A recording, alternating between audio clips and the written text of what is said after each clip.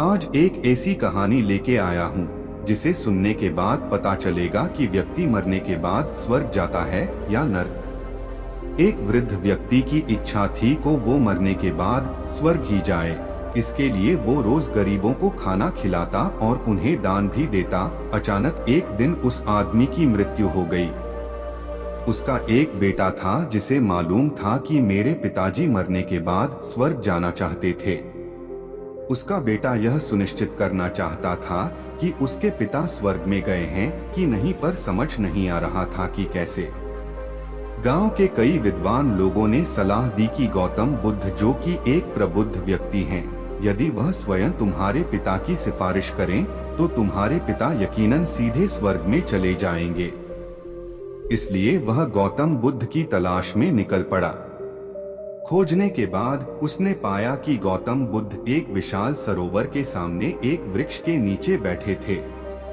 लड़का गया और उनके पैरों में गिर गया और बोला, मेरे पिता एक अच्छे आदमी थे और उनका निधन हो गया। मैं चाहता हूं कि आप सुनिश्चित करें कि वो स्वर्ग में ही गए होंगे।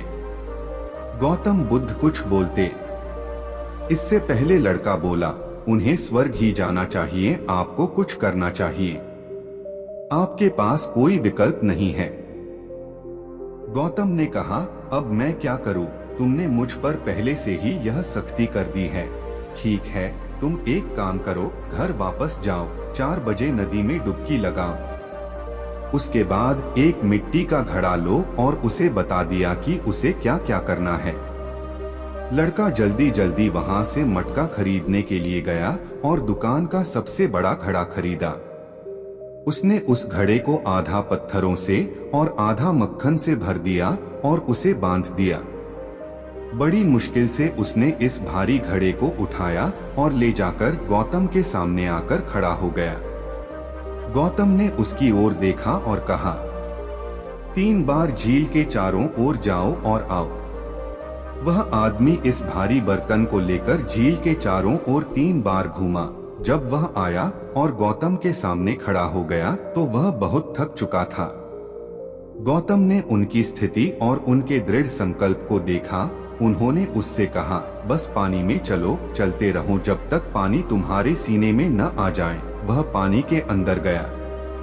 तब गौतम ने कहा, अब धीरे से बर्तन को अंदर आने दो। बर्तन अंदर गया और डूब गया। गौतम ने एक मोटी छड़ी उठाई, उसके पास फेंकी और कहा, छड़ी लो और अब एक ही झटके से तुम बर्तन को तोड़ दो। तोड़ने के बाद यदि पत्थर तैरने लगे और माखन डूब जाए तो समझ लेना तुम्हारे पिता स्वर्ग में गए हैं, अन्यथा नहीं। घड़ा पानी के नीचे था और वह आदमी थक गया था। वह बोला, एक झटके से तोड़ना एक मुश्किल काम है। गौतम बुद्ध ने कहा, लेकिन तुम्हारे पिता स्वर्ग जा रहे हैं, क्या तुम हार मान सकते हो?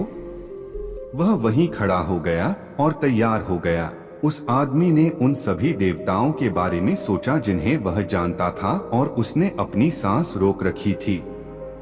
एक ही झटके में बर्तन टूट गया और मक्खन ऊपर आ गया। उसने इस अपवित्रता की ओर देखा, मक्खन ऊपर आया, अब क्या करें? उसने गौतम की ओर देखा।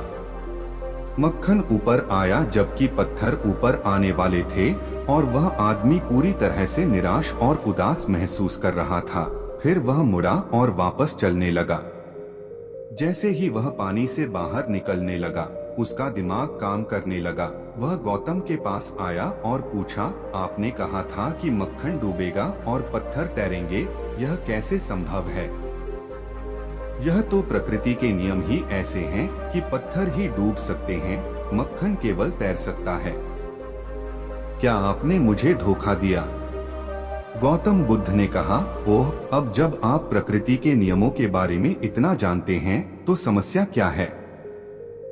यदि तुम्हारे पिता मक्खन की तरह हैं, तो वे ऊपर जाएंगे, अगर वह पत्थर की तरह हैं, तो वह नीचे जाएंगे। मैं क्या कर सकता हूँ इसके बारे में? और आप इसके बारे में क्या कर सकते हैं? आप बहुत थके हुए लग रहे हैं। घर जाओ और सो जाओ। दोस्तों, यह कोई नहीं कहा सकता कि मरने के बाद व्यक्ति कहा जाएगा, और न ही इसका कोई जादू है। यह तो कर्म का फल है। यदि व्यक्ति अच्छे कर्म करेगा तो स्वर्ग जाएगा और बुरे कर्म करेगा तो नर्क। हर व्यक्ति को अपने कर्मों का ज्ञान है।